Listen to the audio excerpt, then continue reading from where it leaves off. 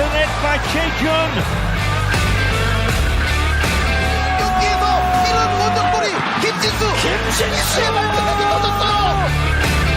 header is good, and it's the giant defender John Tae-wook, and eventually Korea have broken the deadlock. You're listening to the K-League United podcast, proud partner of Football Nation Radio. Hello, I'm Ryan Walters with you for another live edition of the K-League United podcast, and it is a very, very packed house this week. I am joined by Matthew Binns. Hello. Pete Hampshire. Hello. And somehow we talked him into it. Dan Croydon's here. Good evening. I mean, I don't know. Yeah, not much to talk about this week, guys. We're just going to have to try to fill some time in. And, neither division's really got a lot going on. But first, most importantly, Christmas decorations are not okay yet. Okay, give me Halloween before we get Christmas decorations. That's where we're starting, Dan, because I've got rage in my heart for everything else right now, but I love Halloween, and I'm starting there, and I want Halloween before Christmas decorations come up. So that's where we're starting today. Christmas decorations? I was walking down the street the other day, and in one of the little side streets here in my neighborhood, they had the stars and all the little present lights up already, and it's not even November. Well, there's a Hoff round the corner for me that's never taken them down. Well, that's just intelligent the entire time. Yeah, that's just smart. I'm not going to blame anybody for that, but yeah, well, okay. There's okay. There's a lot to get to this week, so let's talk about the real horror show. Okay, all right. There's a lot to get to this week, so we'll just all right. We're going to start with the segment that I'm calling Choking Hazard because Ulsan have done it again. Dan, I see the look on your face. We're going to get into that. We're going to talk about the weekend that was, and then we're going to look a little bit ahead to next week and just as much as we can. And then we're going to just go up and down this roller coaster that is K-League right now. We're going to start with the lowest of lows, which is Matthew Binns getting another victory. That's about it's as far down as we're going. Then we're going to talk about the greatest of escapes because Incheon United, they've done it. It was a come from behind victory. They beat Busan 2-1. Fans were in the stadium. It was absolutely amazing. So we'll talk about that. We'll talk about what that means for the relegation battle. And then we're going to kick a few of these guys out, and we're going to welcome George Slade in, and we're going to talk about K-League 2 because got to talk about K-League 2. And then for those of you listening to the podcast version, Paul Neat did an interview with Korean national team captain Cho So-hyun, which is absolutely fantastic, and really excited to have her on the podcast. And again, that is a podcast exclusive, so if you're watching live, unfortunately you won't be able to watch that, but that's what the podcast is for. Then we're going to come back and we're going to have a jam-packed mailbag with 5 people in the Ilgi Luis mailbag, so we've got all that to get to. But all right, okay, let's you know what, let's get into this because 2 of you guys, actually, all 3 of you were at the game. Dan, I was hoping for your sake that you weren't, but you were there. You were all in the stadium. And Ulsan Hyundai, for the second year in a row, lost to Jeonbuk Hyundai. Well, it felt like a loss last year. It was a draw. They didn't get it done when they could have got it done with 1 game to go. And I'm just gonna. I have rage in my heart, but I'll let it out in a second. You know what, Matthew? Let's start with you because you probably have some positives for Jeonbuk. Oh, I do. I think obviously this segment is going to probably feature some targeted criticism of Kim Do-hun, but I'm not 100% sure it's entirely warranted. I think that Jeonbuk actually played very well. I think we should give Jeonbuk some credit here as well. What they did on the pitch in terms of individual performances. Hong Jong-ho, the centre-back, he had one of his probably best games in a Jeonbuk shirt. Son Jun-ho, while standing up and not lying on the floor, rolling over in pain as he normally does, was solid. And Song Bom-kun, the goalkeeper, he was the official man of the match, and he'd done some solid saves, obviously overlooked by Cho Hyun-woo's fantastic penalty saves, but Song Bom-kun was also on form. Mm-hmm. But I'd say there was more to it than the solid individual performances. Ulsan were outthought tactically. Selection-wise, it was the correct defence. Chae Chul-sun had been brought on left-back to nullify Lee Chung-yong. Fit again, Lee Yong was going to have to keep pace with Kim In-sung. And then they had Barrow on the bench, possibly because it sounded like he had a slight injury going by his Instagram post, but he was on the bench to come on for fresh legs later on. What Jeonbuk really did, and I can't take full credit for this, because it's actually on the K-League official YouTube channel. It's all in Korean, so I'll do my best to translate some of it. But it looks at how Jeonbuk targeted Ulsan. And what they did, they put Lee Sung-gi on Won Do-jae. And by taking Won Do-jae out of the game, it got rid of that dynamic focal point that Ulsan often used to play out. And it's shown in the stats. This is Won Do-jae's least successful performance over 90 minutes. There is some 12-minute cameos that weren't great, but it's the least successful performance of the season. And all Jeonbuk did was just put Lee Sung-gi on him, and that meant Ulsan had to play out wide. And further to this, then Jeonbuk would often, they overwhelmed flanks in the attack. So when Jeonbuk were in possession, namely the right side, they tried to pull the entire midfield over to the right to create shorter passes and try and pull players like Hong Chul out of position. And that's what they did. Hong Chul often followed Han Kyo-won inside, and this then left a vacated space for Lee Yong to keep pumping crosses in. All of this sounds very good, but the goal was actually from a mistake. So, I mean, there was be there to get it. Yeah, well, there was, and that was partly as well from Barrow being unmarked there on the left flank because people were, but being unmarked. And also, there was a lot of smart decisions made by Jeonbuk. Now, Kim Do-hun did do things to counter it, but I'm gonna let Dan chip in really with the Ulsan stuff. But from a Jeonbuk perspective, people might, want to criticize Jeonbuk's performances every now and then, but this was done well from Jeonbuk. And if you again just go back to that Won Do-jae thing, it's actually one of his other not so successful performances was in their last meeting, which was when Jeonbuk won then. And looking at the highlights then, it seems they did something similar, just nullify Won Do-jae. And I mean, that's all credit to the youngster. Like he's clearly such a strong point in this Ulsan side that you take him out of it and it alters their game plan slightly. But yeah, I'll let Dan really focus more on the Ulsan side of things. And just before you hop in there, Dan, I just wanted to say we can't talk about mistakes without talking about Kim Ki-hee having a massive effect on this game again. And this is the second time this season that Kim Ki-hee has lost his mind in a game. The first time was a horror tackle. That was a deserved red card. This time, I have no idea what he's doing on that header. I have no idea what he's doing on that header. No clue. And then Barrow's just there, and I can't take credit for this one. As Pete said, Barrow wheels away in celebration. Well, I put that tweet out. I put that tweet out. Who came up with that one? Everyone's scrapping over it now. No, it was Peter. Yeah. But so Dan, let's come to you here, because honestly, I give you full credit for coming on this week after last week, standing up for your man, and we will talk about Kim Do-hun. But first, just general, what was your takeaway from this match? Well, I mean, first of all, I got to go to the stadium for a start. That was there you go. That was absolutely brilliant. My last game, get this, was it wasn't at Munsu Stadium. It was at the Civic Stadium. It was when we lost to Pohang on the last day of last season. So maybe I'm the bad omen. Maybe you should start going. It was absolutely brilliant to be there. I was, I was a bit emotional at kickoff, to be honest. Just the fact that I'm, able to attend the game and watch them, my team go for a title, when a lot of people are shut out. So I was a bit, choked up at the beginning. Most of the season, I don't get to see us play well, unfortunately. I've been watching it on a screen whilst I've been washing up.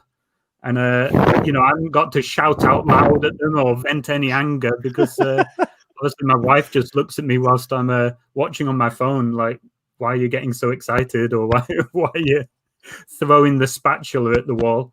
So, yeah, that was brilliant to be there. But no, I mean, Matt summed it up well. This game, it was even, I would say, except for the fact that John Buck were dictating it pretty much until they scored the goal. This was the problem for. I mean, there's two ways to look at this, and the way that I choose to look at it, and why I'm not that angry or even that sad, I'm just kind of accepted it, is because we've lost to John Buck 3 times this season, and you can't really take a title off a team when you give them 9 points. If we cannot beat John Buck at any point this season, then, maybe I don't like the word deserve the title, but it's no surprise that we've given up top spot if we cannot beat John Buck. Moraes, really good tactics, actually, I thought. We played their game rather than forcing them to play ours. And, I don't know about the whole tactical side with Wandu-J. I thought he had a good game. He seemed to be the most progressive player we had, trying to pass forward. But yeah, I think Moraes, I put down here that it was a very Mourinho-esque win. They had to get 1-0 win. He'll take that. I hope Jose ain't listening. This will be going straight to his head. This will be loving this. What are you talking about? He's got him on video chat. He's getting him in on that Skype call for the awards, man. He's minding Peter's new best mate as well. It came through a mistake, but I mean, the goal was kind of coming. It was. Yeah. I obviously you can single out Kim Ki-hee. He, it's just a lumped ball upfield. He could have headed it forwards. He's tried to go back to the keeper. Just clear your lines. Just clear your lines. K-League defenders he did it 9 times out of. Yeah, he did it 9 times out of 10 in the game, and that one time he chose not to. Credit to Modou Barrow. He's a good player. He knows he'll make that run every single time, and the one time it pays off, they're there, So yeah, if we cannot beat John Buck, then is it a surprise we've given up top spot? Probably no, not. But that's the frustration, man. Like that's what's because it was right there this year. Peter, you were there.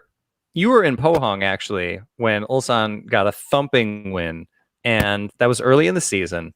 And you said that you were right next to the Ulsan folks in the press box, and they were going nuts and they were celebrating. But that was early in the season, and we talked about it at that time. Nothing mattered then.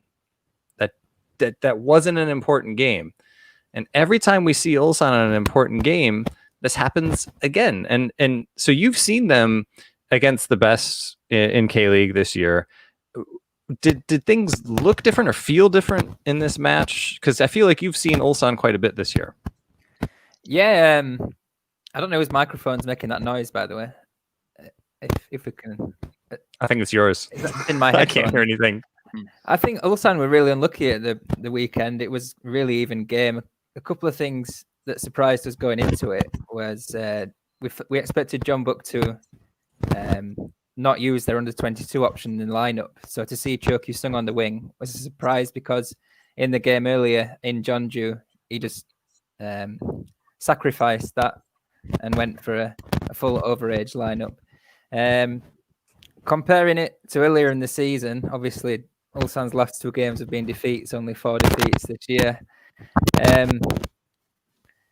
Just freedom of expression, and Junior struggled against John Buck centre-backs, hasn't he? I mean, like Matt said, Hong Jong-ho was magnificent, and Junior didn't get a sniff. He even got taken off, which I know started quite a storm on Twitter. But to be fair to Kim Do-hoon, I'll defend him a bit. Junior wasn't looking like scoring, so you might as well try and switch up a bit.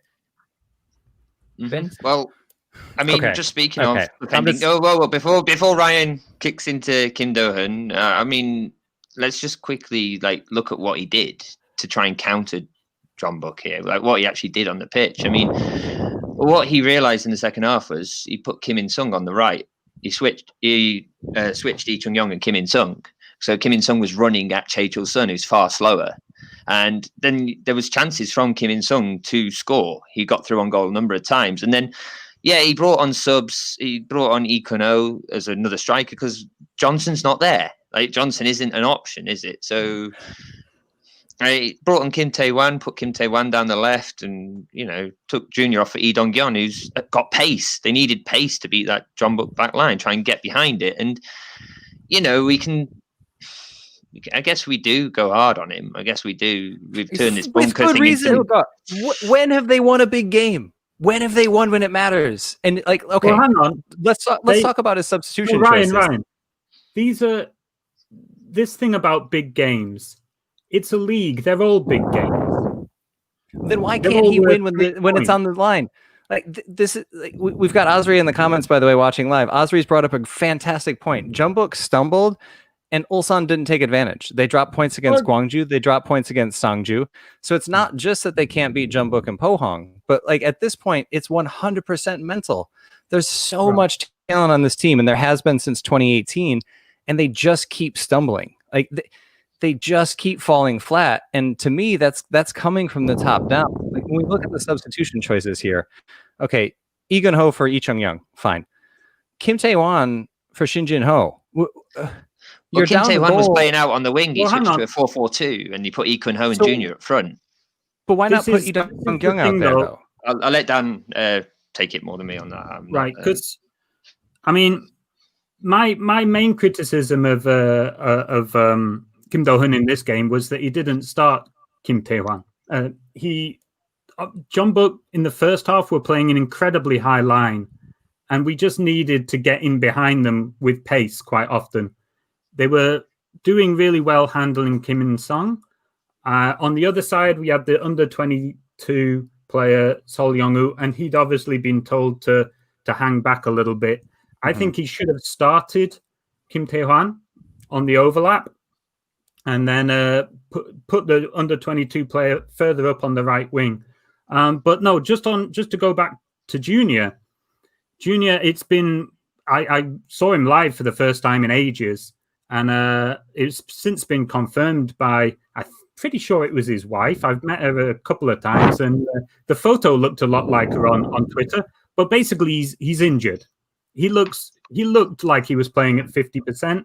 And yeah, he is playing at 50%. He's playing through the pain.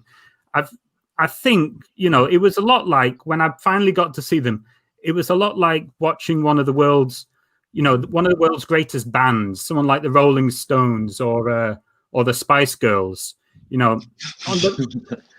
on an amazing world tour, and you finally get to see them, but it's their 50th night in a row.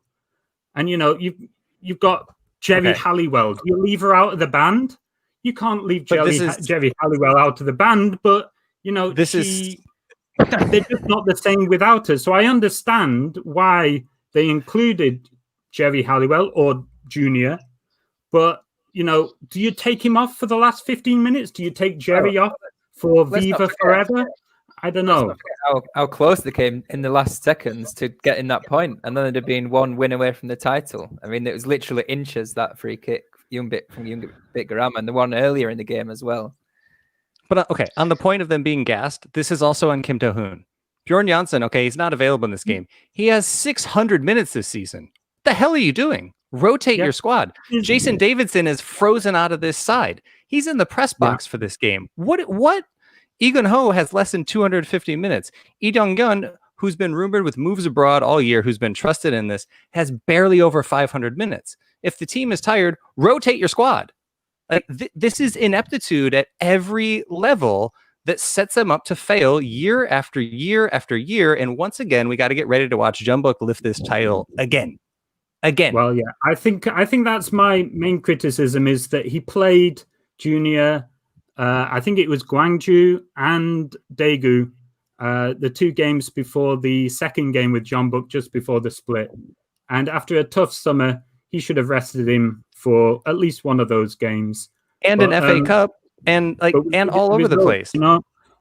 So yeah, I think fair enough criticism there. And to be honest, I'm done with him as well. I think Kim Do-hun, he's he's like the Spice Girls manager, Simon Fuller from 1997. He's taken the band as far as he can. as we all know. Yeah. Sorry to go on about. I mean, Spice World was like the seminal album, really. It's never going to top that. Ryan, it's a coping mechanism. I just need to. Oh my goodness! Talk about something else. All right. Well, stop right now. Thank you very much. All right. Well. Speaking of talking about other things, we do got to get out of here. We got to talk about the other half of the K-League table. So we're gonna take a really quick break. We're gonna boot Dan out, but we're gonna bring him back for the mailbag. But we will be right back after a quick break.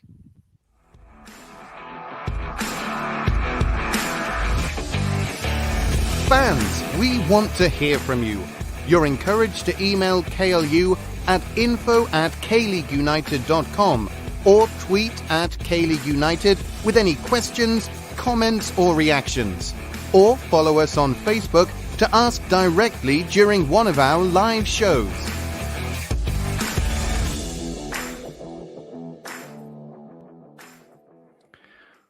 Welcome back to the K-League United podcast. I'm your host, Ryan Walters. I'm joined by a very smug, very smiley Matthew Binns. Hello, I'm actually laughing at something in the comments. Paul Neat coming in with Ulsano wannabes. Okay. You know what, I'm gonna push it all aside. I still have so much rage over Ulsan just bottling it again and again and again and again because it's tough to make neutral fans care about a league where the same team keeps winning year after year after year. But let's talk about the exciting side of the table. Well, both sides are exciting. But anyway, let's talk about Final B. And let's start. We're going to bury the lead a little bit here. Let's start with Songnam. They went over to Suwon. Songnam, a team that's just looked out of ideas. They had lost every game since the split. And they gave themselves a lifeline, but not without controversy in this one. I should say Na Sang-ho had a fantastic individual effort there. Daniil Henry, I don't know why you're giving Na Sang-ho that much space, but that's what happens when you give Na Sang-ho that much space. He certainly punished them there. So that brought it back to 1-1. And then there was the VAR call of the weekend. Suwon's Yang Sang-min gets booted in the face by Sangnam Sobo-min, who had just been subbed on. And that was a penalty kick to Songnam. Peter, thoughts on that? Hello, sorry, my Gimje Wi-Fi dropped out there. We struggle for the technology down in the countryside. So all I heard from that was Peter, thoughts on that. I'll say. Okay. We're talking about. Okay. I can take it. Okay, Matthew, we're talking about Songnam beating Suwon and the VAR call on that one. So Matthew, what are your thoughts on that? On the VAR call, right? Okay. Yeah. It was a handball. It was a harsh handball, but it was a handball. It hit the hand before the boot hit the face. You kind of have to give it, but then again, how do you punish for? The boot to the face wasn't intentional. I don't think anybody would have gone for a boot to the face. I think it could have been penalised under reckless play as well. But yes, I still think the penalty should have stood. I agree. I think the penalty should have stood, but I do think that Sobo-min's. I mean, to me, honestly, I think that's a red, and I see the comments coming in as we're streaming live here. He keeps his foot up there. He keeps his foot up, and he could tuck his foot in and not kick someone in the face. And I mean, to me, I think it's reckless. I do agree, though. I think this is a penalty. It hits his trailing arm, as the rule is called now. That's a penalty, and Songnam did what they had to do. They're not going to look a gift horse in the mouth on that one. And Kiss goes up and converts 2 penalties because the first one got called back. And so then he converts the second one, and they run away with 3 points that could have done it for them for the weekend. Gutty performance from Songnam. And Pete, are you back with us now? I'm back now. Yeah, I've switched over to my phone Wi-Fi. I actually thought the ref got it right. I know he's had a lot of controversy this season, but I know he kind of hung his leg up, but the momentum is going with and the speed is going at. I think he was like just waggling his leg about, wondering where to put it, and both the players are sliding on the floor out of control of their bodies. I mean, a definite pen. It's a pen, but I mean, my thing is also that if Bjorn Johnson trying to get his foot on the ground by going around a player, and I don't even think he made contact in that one, to be honest. If that's a red, then this is a red. That's my only issue there. Isn't it? That's the same in leagues around the world. It seems inconsistent refs. Yeah.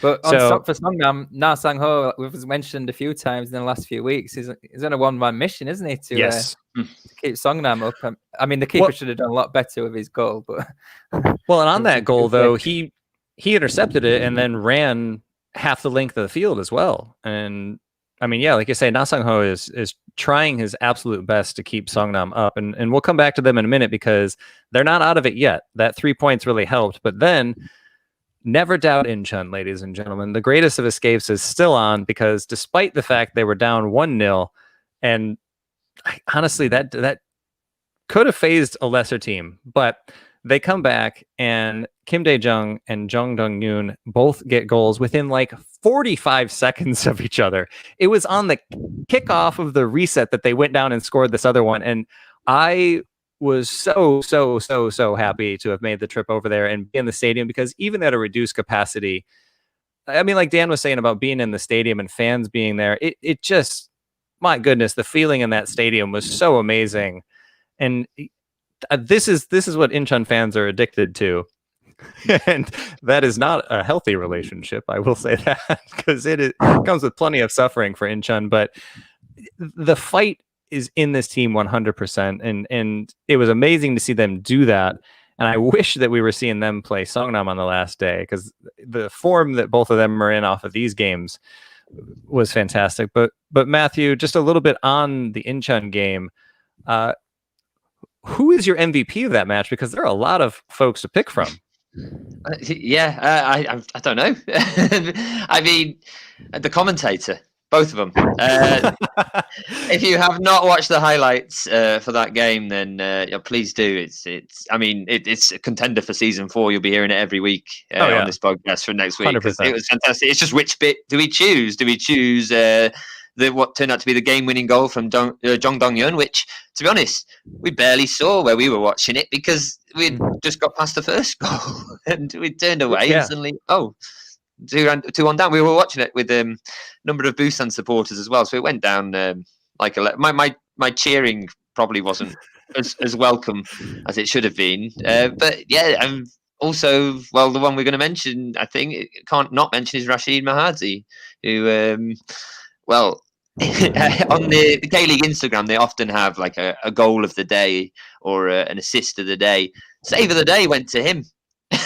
The defensive midfielder. Sure did. I mean, perhaps it was more about Itae's incredible first save from point blank range, but then Mahazi dived in to stop it from what was a certain goal. And everybody's going mad. The crowd were going mad. The commentators were going mad. Even the barman in the pub in Busan was enjoying it, wasn't he? Yeah. And I'd already annoyed him because I banged my head. I'm quite a tall lad, if anyone doesn't know who's watching. And I banged my head on the television. So I missed the first goal, recovering from that. And then I bought myself a pint. I sat down and they put a second goal in. So I had a shock. Yeah. But Ryan, you were in the stadium. What do you feel like the fans being back for this game had an impact on the comeback? Yeah, 100%. I mean, I think Incheon's always going to fight back. Like, that's just, they're at their best when their backs are against the wall. But I think in this one, that second goal coming that quickly, I think, was because they felt the fans behind them. They heard them behind them. And then, the defense playing as strong as they did, because Busan needed these points. That would have had them safe.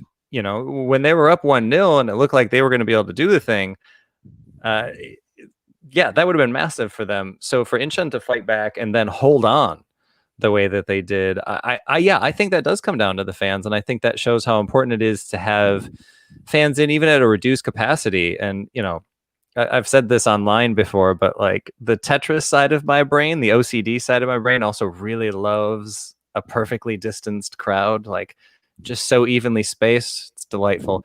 But they were making noise, man. I mean, like I said, reduced capacity, sure, but like they were loud as could be. And yeah, I think that really did have an effect. And they won't have that next week though, because they are going to be playing away. But I mean, interestingly enough, there might be more Incheon fans showing up at FC Seoul's home stadium, at Seoul World Cup Stadium next weekend. But the one that I want to get out of here with, and we are running a little bit long because there are all sorts of ridiculousness going on in the league right now. What's next for Busan? And Peter, you said, you live there for a little while. You follow this team pretty closely. How do they bounce back? And can they? Because next weekend now, if Incheon, if they get a draw even and Busan wins, that would be enough. If Incheon win, then pretty much anything is fine because Songnam and Busan are playing each other. So I guess I'm saying what's next for Busan, but I guess a better question would be which of these three teams should be most concerned heading into next weekend? Yeah, I think Busan should be most concerned. I mean, talking to the Busan supporters at the weekend, it's I think they're just so frustrated because they could see it coming. I think they were lucky to be leading that game going into half time, and they could see it coming, sitting back on the 1-0 lead.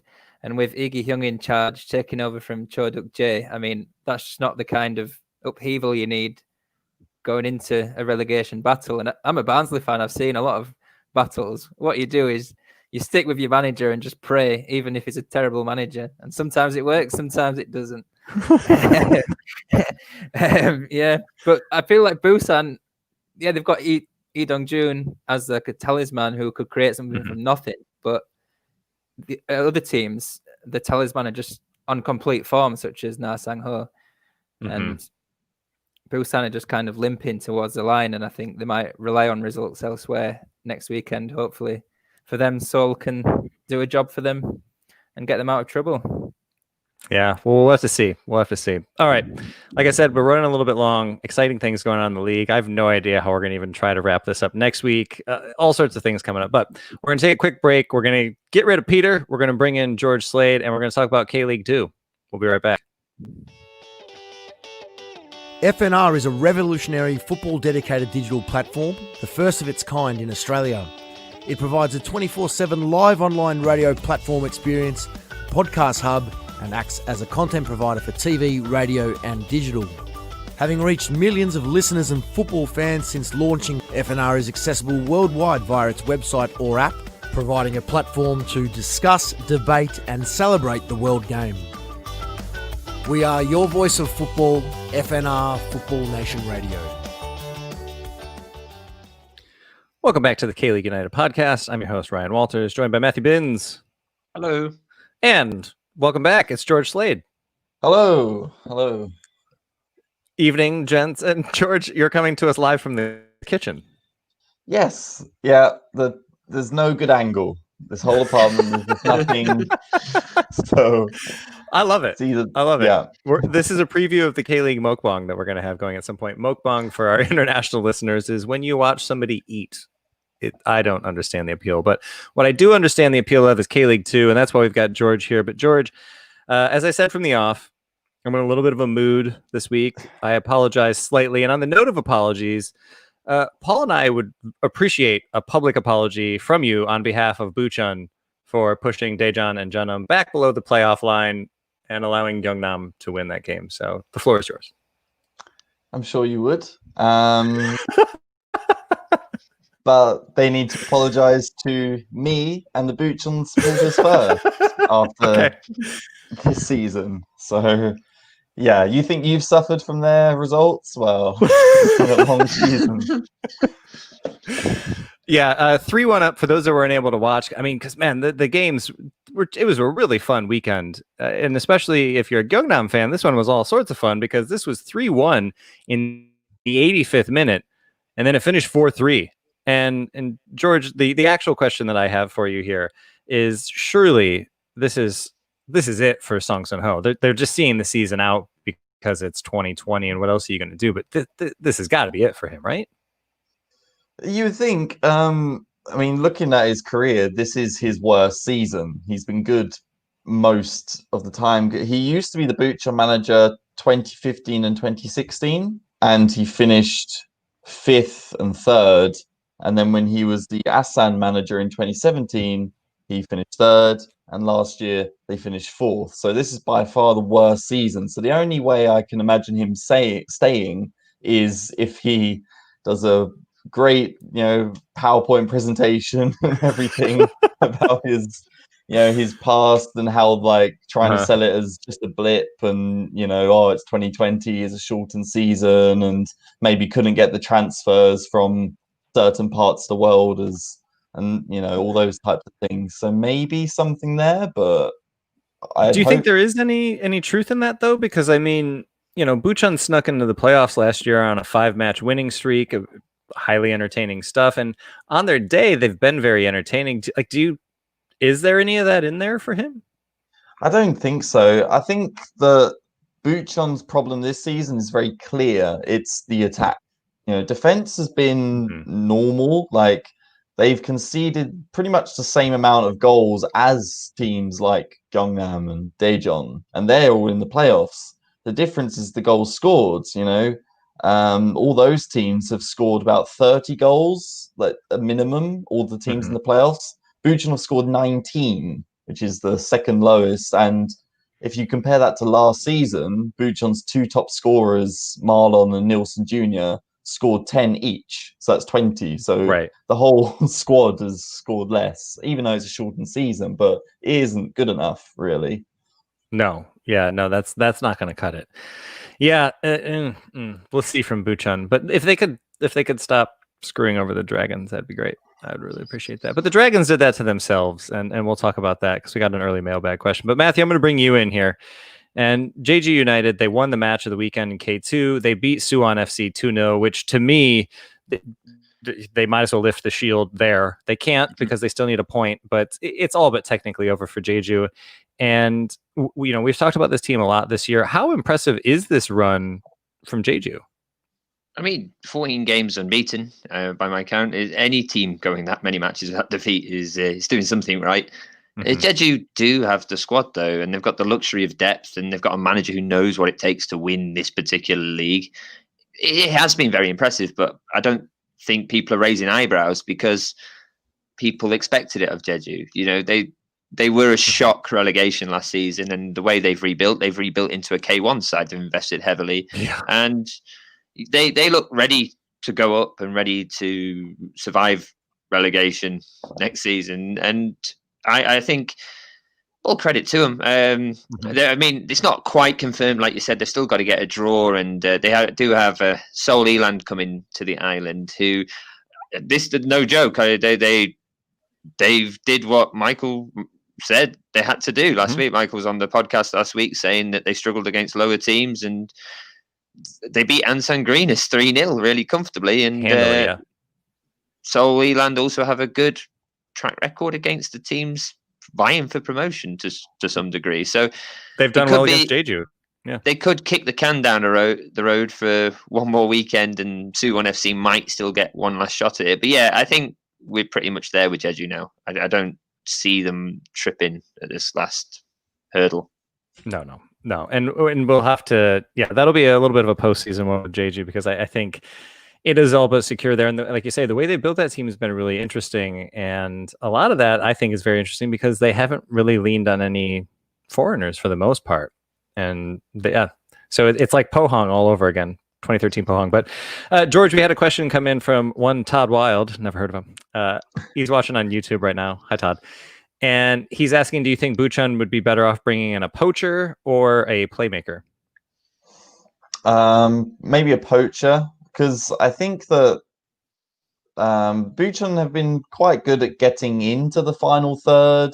And there's, some players, like, for example, there's Barbio's got like pace and things like that. So they've got some service going on. And like last season, they had An Tae-hyun, who's now at Sangju Sangmu, and he was, providing lots of assists, and he will be returning halfway through next season, along with the old first choice goalkeeper, Choi Chol-won. So I think the factoring that they got that coming in, and the midfield is mostly quite strong. I think they just need someone whose job it is to score, someone who can just get in the right place at the right time and finish, basically. Yeah. So we saw a glimpse of that with the young guy, Jo Gung-gyu, against Gyeongnam, but maybe he's not ready. So maybe bring someone else in.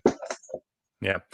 Well, let's stick with the mailbag theme. He's watching live now as well. We've got Osri Furman coming in. He said this may cause Ryan grief. Thank you, Osri. This is a great start. But Jonah messed up when they lost to Daejeon last week. I know. So do they have the mental fortitude to clinch the playoffs? And the same can be asked about Seoul Elan, Gyeongnam, and Daejeon. So, George, I want to get your thoughts on this. Of the teams that are chasing the playoffs right now, and I would include Gyeongnam in that because it's K2. They're above the line now, sure, but it's K2. Crazy things happen. Which of them do you think is the most mentally prepared? Well, part of it is like you got to look at the fixtures that's coming up in these last two matches. Because the fact is, after this weekend, kind of no matter how bad anyone does, technically they're not out. You know, they're all that close together. It will go to the final day, and they all play each other. You know, it's like two very big matches. So it's a case of whoever's going to be good against the big team. So actually maybe like Seoul Eland could do well, you know, and whereas like Jeonnam, they haven't lost against someone in the bottom half, so they should do well this weekend against Ansan Greeners. But one of the only teams they've lost to this season is Seoul Eland.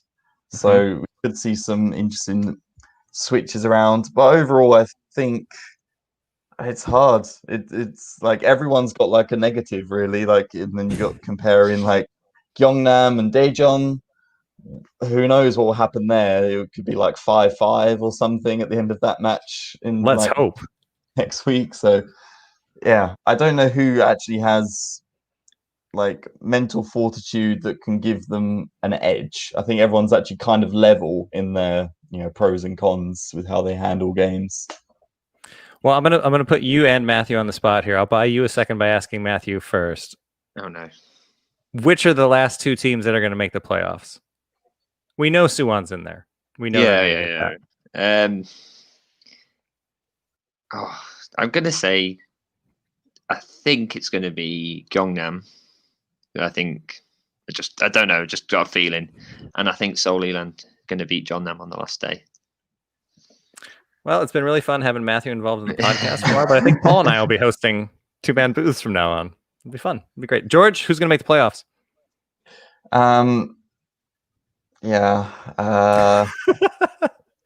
I just realized I did also exclude Daejeon, didn't I? So yeah, I've really. I'll leave that group chat.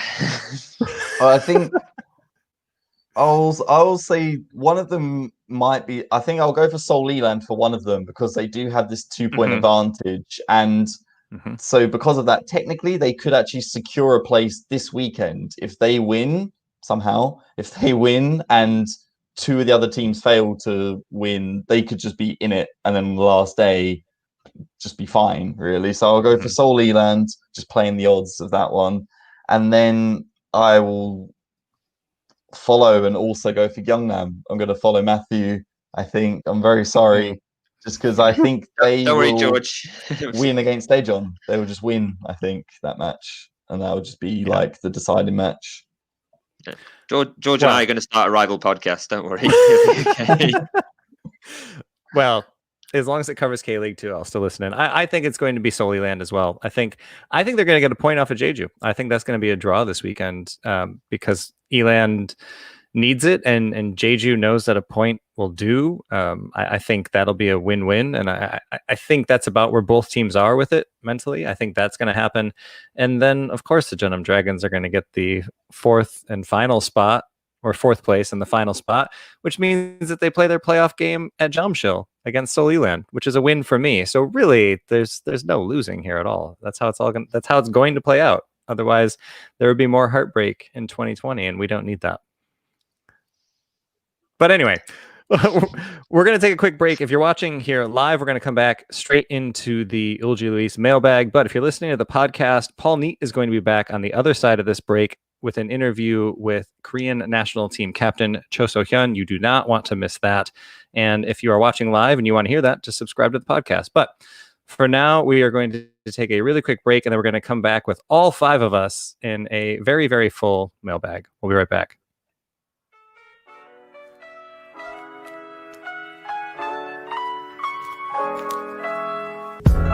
OG Lewis is your neighborhood British bar and cafe located in the Old Giro district of Seoul. Decorated in old English antiques and furniture for a true homely feel. You can enjoy homemade scones, cakes and afternoon tea during the day, and traditional British favourites like beef stew, English ale, and a fine selection of wines at night. Available for private parties or simply an evening out, OG Lewis is sure to become your favourite neighbourhood pub. Be sure to mention K-League United at the bar during your visit and you'll get 10% off your bill.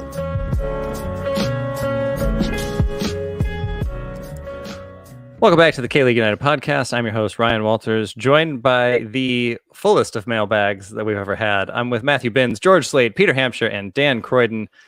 And gentlemen, let's just hop into this. Matthew, what do we got this week? All right.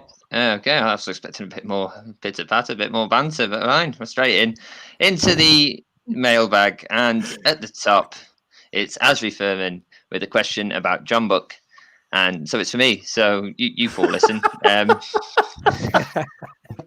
John Buck just need a point to clinch it all. Do you think they deserve it? We haven't really talked about this, but yeah, there is a game. They haven't won it yet. It should be said. So they have got Daegu at the weekend, and they haven't versed a Cecina Daegu side. This is the real choking hazard. This could be the real choking hazard, and we're sticking it right at the end in the mailbag. That's where we're sticking it. I do think John Buck have played a blinder by announcing Edon Guk's retirement this week, because it's gone from Dayan scoring 2 goals to make 200 to Edon Guk scoring his final K-League goals. But we'll be talking about more on that in the weekend preview with Paul Neat. But for John Buck, do they deserve it? Well, do you think anybody else does? I mean, John Buck would absolutely deserve to win this title this year, in my opinion. John Buck have beaten every top 6 side at least twice this season. We heard on the podcast last week from Dan how good Ulsan were last year, stating that they won the most games last year. Ulsan did, and well, John Buck have won the most games this year. So if we're going by that metric, so I guess it's what do you mean by deserve? Because it's probably it's probably a jab at the football. I'm imagining, but yeah, I think they do. John Buck have beaten the teams they've needed to beat, and they've beaten the teams in the top 5. I don't think there'll be any qualms if they win it this season. But yeah, I mean, it's been a tight race. All right, I want to do this just for fun. Yes or no answers only. Does John Buck deserve it? George? No. Dan? Of course not. Peter? Yes. Oh, he's changed his opinion on Jose Marais. Big Jose Marais tiebreaker here. No, look, I don't know what the logic is, but Matt, did John Buck deserve it last season? Because this is the exact same situation, right? It's the same situation, and they deserved it last season. I'm a big believer the table doesn't lie. Exactly. So if we win, then we deserve it. Yeah, I wouldn't say that. It'd be undeserved. Ulsan have led the league for most of the season, so I think there's 2 worthy title chasers. Somebody's going to win it. If John Buck someone else does deserve it. Got it. Yeah, we both deserve it, but only one of us can have it. That's it. Yeah. I'm gonna hard disagree. I think if John Buck wins, they do deserve it because they win when it matters. They win ugly. They win when it matters, and they can get that done. If Ulsan does, yes, they've had the better season, but I'll keep this for another podcast. But playoffs solve all of this, but I'll keep that for another time. But I will say yes, they do deserve it if they win. Ugh. All right. Well, another question to me from our very own John. I'm glad you're all here for this. No, it's a question to Matt and Peter. We've had a joint one, Peter. I didn't realize we were sharing the same address. A stint in John Buck is the longest managerial period for Jose, and he is out of contract by the end of this season. Do you think John Buck will sign a new contract with Jose, or what does Jose want to do? Where are you standing on him in general? I'll let you go first, Peter, because I know how much you love the guy. Well, in general, obviously, my opinions are changing because we bumped into him on the weekend, a chance meeting. And off the field, lovely guy. Genuinely, though, he seemed like a top man. He was asking about the family and stuff in COVID times and seemed like a nice fella. And he was his mind was certainly on the game as well. He was saying one more for the title next time out. But I don't feel like they will sign him on a longer contract. I think they'll just let it peter out, because I think he's easily replaceable. We know the setup that John Buck have got, and it could be another manager quite easily to transition into that. And the style of play won't change much. They've got a settled squad with experienced players.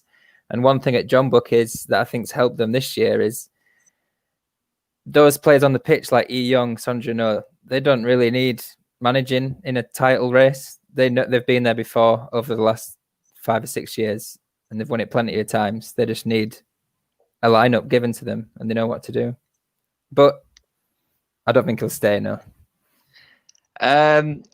We've kind of read my notes for the next mailbag question there, but cheers. No, I didn't. No, they haven't got any grounds to let him leave. Is the thing. I think he could be the first John Buck manager ever to win a double. I imagine a contract extension is going to be offered out of courtesy at the very least. I think it's going to be up to him whether he takes it or not, whether he's still willing to stay in Korea. Because he has moved about a bit sometimes of his own choosing and sometimes not. He's winning with this team, and with the state of the world right now, it doesn't make it exactly easy to switch jobs and switch locations. So it could also be more secure to stay in Korea, I guess. And yeah, furthermore, he's got the strikers he wants now. He got the signings he wanted in the summer in Barrow and Gustavo. John Buck have looked better for the second half of this season. Providing there is an overhaul in the winter, then there could be benefits to keeping him. And the ACL will be a factor as well, won't it, in November, if that goes ahead and things, because it wasn't a great start to the group stage. And maybe John Buck will fancy someone with more ACL experience if it's a bit of a mess in November. Oh, it's happening, Peter. It's happening. The treble is on. Anyway. No, I meant ACL. Oh, sorry. Oh, God, no. Oh. Right, back into the mailbag. Move over, lads. Stop touching me leg. Who's that? Right. Clint Jones in the mailbag, the 94th minute. He is asking which team would be more successful. And it is another John Buck one, but I promise you there are K-League 2 questions in here as well somewhere. But which team would be more successful? John Buck with Kim Do-hun in charge, or Ulsan with Jose Moraes in charge? And I'm going to send this one to Dan first. This is impossible, right? I mean, it's a really good question because it might actually show how much the manager's to blame and how much the players are to blame. I just think John Buck with Kim Do-hun. There's something about the players that they've got. They've been there that so long. They've got that winning mentality. I don't think even Kim Do-hun's questionable, pre-match chats could ruin it for them, unfortunately. Speaking of pre-match chats, Jose Moraes' halftime chat apparently, well, according to Yonhap News, only lasted 10 seconds. So I assume it was it was translated literally as "lads, it's all sad." But no, sorry, Dan. Sorry, Dan makes a good point there. I think if John Buck had Kim Do-hun and Ulsan had Jose Moraes, I think the winner would be Kim Ki-dong with Pohang. But I think. Sorry, I'm so sorry. John Buck, I think, like Dan just said, it's got the setup. Jose Moraes walked into an already made setup. There wasn't an overhaul in coaches. Sorry, this is the boring bit of a lovely hypothetical question, but there wasn't like an overhaul in backroom staff. There were only one or two. Kim Do-hun came in when Ulsan were looking to rebuild and restructure and brought in, I assume he brought in quite a number of his own staff. Would I be right in thinking that, Dan? Or?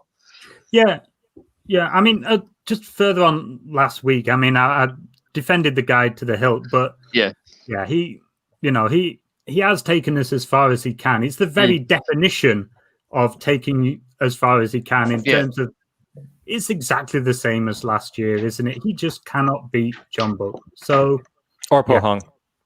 Let's change. Well, no, we beat Pohang. Pohang are nothing. They're nowhere. Yeah, they've made the ACL. They took the title from you last year. They just got back into ACL. They're building. Pohang's Pete's pick for the title next year. I had them down second place this year. They're underperforming.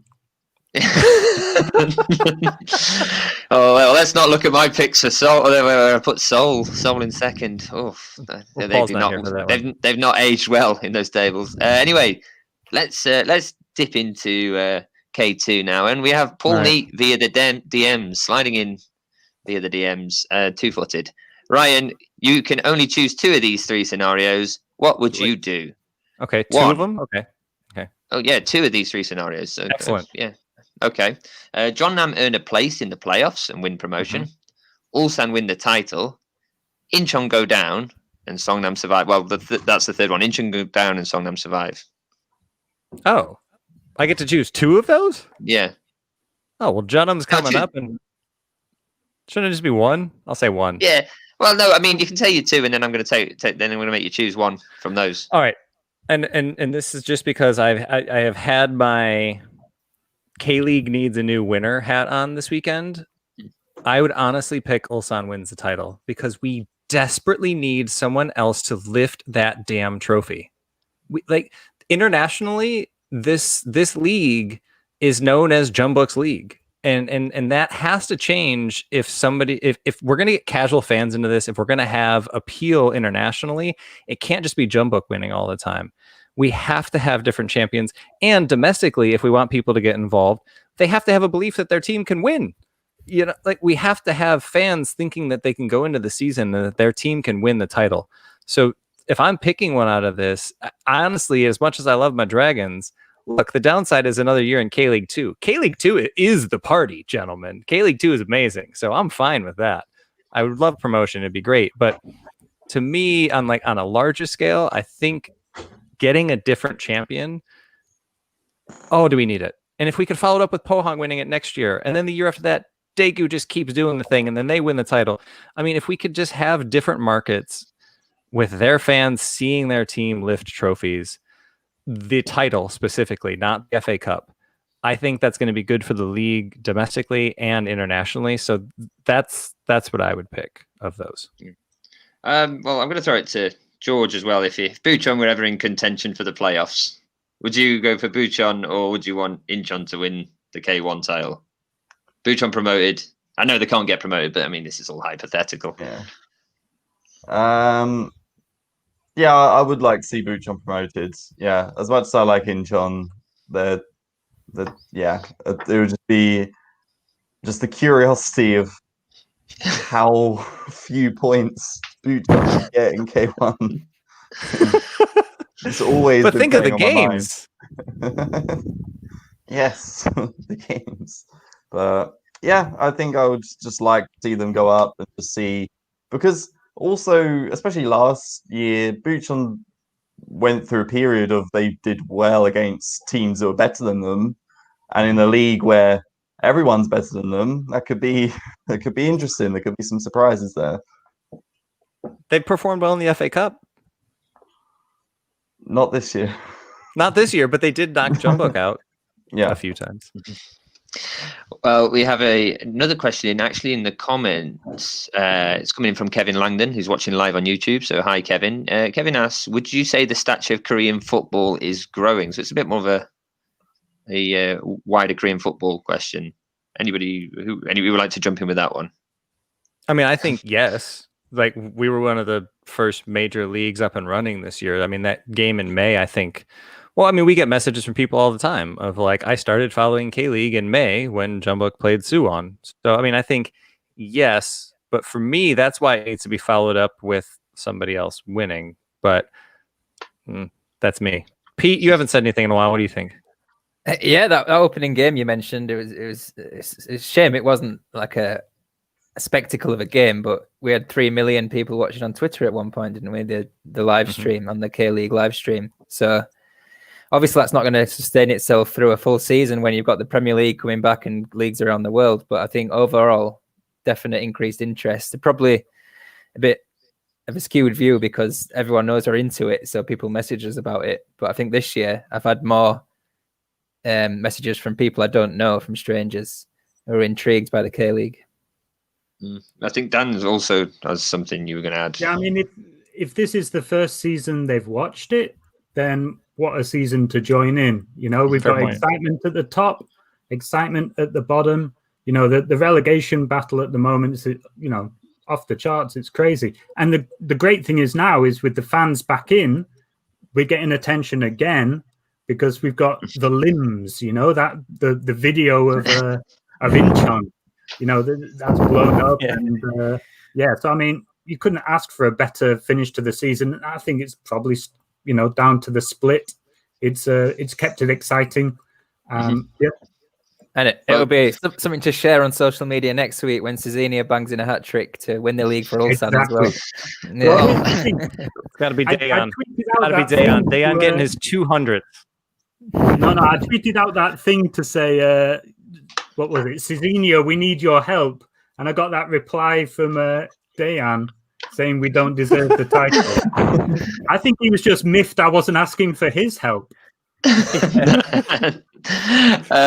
We've also got George with us, who is our Korean overseas expert columnist as well. So, George, more from because the question regards all Korean football. Like, what do you think?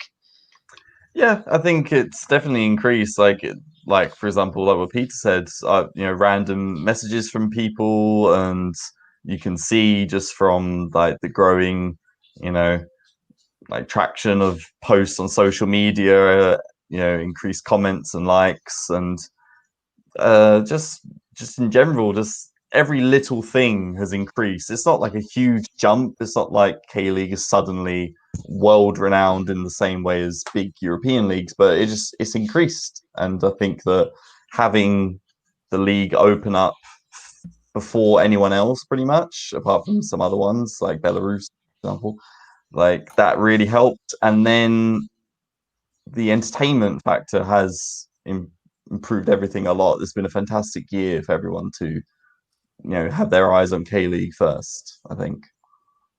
Okay, well, I hope that answered your question, Kevin. We have one final question in the mailbag, then we do have to get out of here because we have gone very long today. So we've got a question in from Dejan Citizen FC Brazil. It's before the final round. Who was the MVP of this K-League season? Kim Chinook.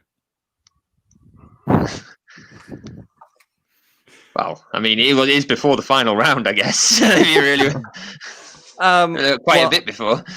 I would say that people can have their say on that because our fan vote awards are going to be coming out very soon. So that'll be out there. But yeah, sure. Let's go around real quick. Who's your MVP, Matthew? Junior. I agree with all four nominations in both the official and the K-League United ones, which will come out this week. I think in the official one, I'm glad Son Jun-ho has been recognised in amongst them from a John Book perspective, because I think he's had a good year, but you can't overlook what Junior's done this season. I'd also say Cezinha, just because, you know, K-League Stafford Silver. George? Yeah, I'll go for Junior too. Like the Golden Boot winner doesn't ever have to automatically win Player of the Year. I don't agree with that, but it just shows how impressive of a season Junior had.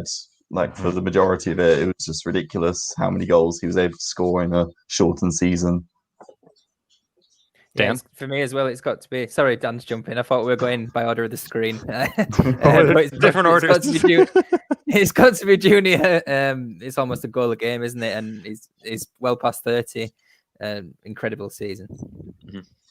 Yeah. Dan, just wrap it up. Legs may not be what they used to be, but he's been number one all season. The K-League's Jerry Halliwell.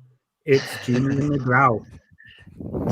If just as a random question from myself that I'm just chucking in here, we've got 5 of us here today. Which Spice Girls are we? I just think that's maybe we leave that one for the comments when this pod is released, because I think it's time for us all to clamber out of this mailbag. I might fall over trying to do so, but yeah, we're out. And well, if you've enjoyed the podcast, if you enjoy what we do, you can find us on Twitter, Facebook, Instagram, all social media, and YouTube as well. All at K-League United. And if you want to support us, you can support us on Patreon. We have exclusive editorial pieces there, including Saturdays. And we do full player interviews and podcast extras. They're also on there. There are going to be some random boxes. There are random boxes that are ready to be sent. There's going to be some more that are going to be sent at some point as soon as we get past these postage restrictions due to the current pandemic. And tiers, if you want to support us, start as low as $1, $3, and $5. That's right. And if you'd like to listen to this podcast live, you can do so every Thursday on Football Nation Radio down in Australia. And if you subscribe via iTunes, Spotify, Google Podcasts, TuneIn Radio, or wherever you download your podcast, you'll be entered into next month's K-League kit contest. We were supposed to do the Kim Minu kit giveaway live today, but we had way too many things on. I'll put it on social tomorrow. There's way too many things on. But for now, for the very full crew of Matthew Binns, George Slade, Peter Hampshire, and Dan Croydon, I'm Ryan Walters. Thanks so much for listening.